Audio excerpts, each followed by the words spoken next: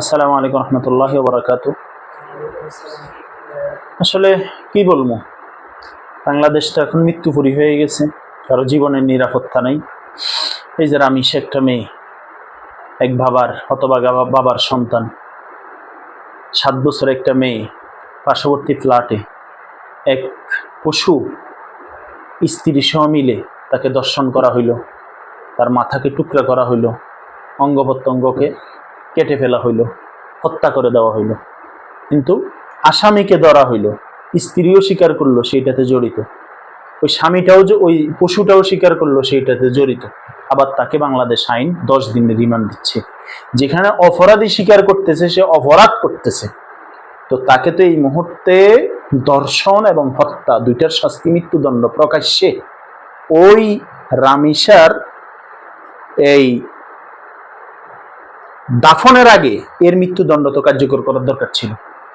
গত কয়েক মাস আগেও ওই যে আসিয়া বরগুনা বা অন্য একটা জেলার প্রমাণিত হইল, তাকে দর্শন করা হইলো, হত্যা করা হইলো, হাসপাতালে কাতরাইতে কাতরাইতে মারা গেল, কোনো বিচার হচ্ছে না, হয় নাই।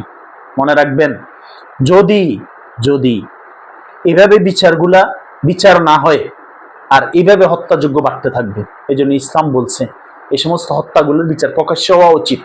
যদি এভাবে প্রকাশ্যে বিচার না হয়, আজকে এক ভাইয়ের সন্তান হারাইছে, ওই ভাই দুঃখ করে বলতেছিল একজন বাবা যে কি হবে, 15 দিন পরে এর চেয়ে বড় একটা ঘটনা হবে, আমার মেয়ের কথা কেউ মনে রাখবে না।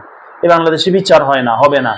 এটা আমাদের সবচেয়ে বড় দুর্ভাগ্য, এটা আমাদের জন্য সবচেয়ে কষ্টের, এটা আমাদের জন্য সবচেয়ে ব্যথার বিষয়। ধর্ষক যেই হোক, অপরাধী খুনি যেই হোক, ধর্ষকের কোনো ধর্ম পরিচয় নাই, খুনির কোনো ধর্ম পরিচয় নাই। সেটা তাকে রাষ্ট্রীয় আইনে দণ্ডপ্রাপ্ত করে তাকে 90 দিন দেখতে হবে কেন? সে যদি স্বীকারই করে, তাকে শাস্তি দিতে তো গড়িমসি কেন?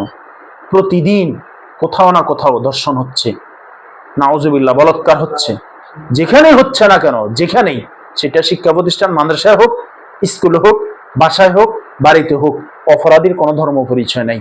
যদি সত্যিকারে সে অপরাধী হয়ে থাকে, তার শাস্তি মৃত্যুদণ্ড কার্যকর করে দেওয়া হোক, তাহলে অপরাধীর সংখ্যা কমবে। ইসলামের একটা লোক যদি চুরি করে আর ধরা খায়, প্রমাণিত হয়, 10 দিরহাম প্রমাণিত হয়, তার 2 হাত কেটে দাও, প্রকাশ্যে কেটে দাও, তাহলে বাকি চোররা কি হয়ে যাবে? স্বাভাবিক হয়ে যাবে। আমাদের দেশে ছিনতাইকারী, দর্শক, খুনি, এরপরে গিয়া মাদক কারবার যারা করে, এই সমস্ত লোকগুলা যদি এভাবে আইনের আওতায় এনে এদেরকে শাস্তি দেওয়া হয়তো প্রকাশ্যে, বাংলাদেশ ছিনতাই বন্ধ হয়ে যেত, রাহাজানি বন্ধ হয়ে যেত, দুর্নীতি বন্ধ হয়ে যেত, সন্ত্রাসী বন্ধ হয়ে যেত, চাঁদাবাজি বন্ধ হয়ে যেত। এই ছোট্ট নিষ্পাপ বাচ্চাগুলাকে, এরা বিকৃত মস্তিষ্কের, এই 7 বছরের বাচ্চার সাথে পর্দার সাথে সম্পর্ক না, 6 বছরের বাচ্চার সাথে পর্দার সাথে সম্পর্ক না। একটা মেয়ে পর্দা করে নাই, না করা তার স্বাধীনতা, ঠিক আছে, তার মানে কি তাকে দর্শন করে দিবে? এটার বিচার হচ্ছে না দেখেই তো অপরাধের সংখ্যা বাড়তেছে। যদি বিচার হইতো অপরাধ বাড়তো না, যদি বিচার হইতো অপরাধ বাড়তো না। দিন দিন অবনতি হচ্ছে।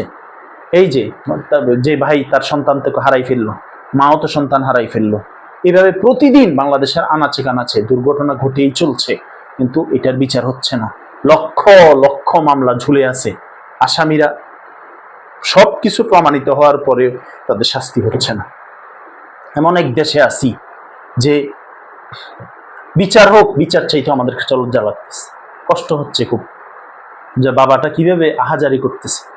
ওই মেয়েটার অবস্থা কি, যাকে ধর্ষণ করার পরে কল্লাটা মাথা থেকে গাত থেকে আলাদা করে ফেলছে, রক্তে ভেসে গেছে, হত্যা করে দেওয়া হয়েছে আসিয়াকে, রামিসাকে, আজকে এক জায়গায়, কালকে আরেক জায়গায়, এভাবেই তো হচ্ছে প্রতিদিন। আমাদের আইন শৃঙ্খলা বর্তমান একটা সরকার ক্ষমতায়, কঠিন হস্তেগুলো দমন না করলে দিন দিন বাড়তে থাকবে। কালকে এক ভাইয়ের সন্তান হয়েছে, কালকে আমার সন্তান হবে, শেষ তক আফসোস হবে। কত অপরাধ কতভাবে হচ্ছে, চলে যাচ্ছে, এরপরে গিয়া টকশো হইতেছে, কথা হইতেছে, কিন্তু সমাধান হচ্ছে না।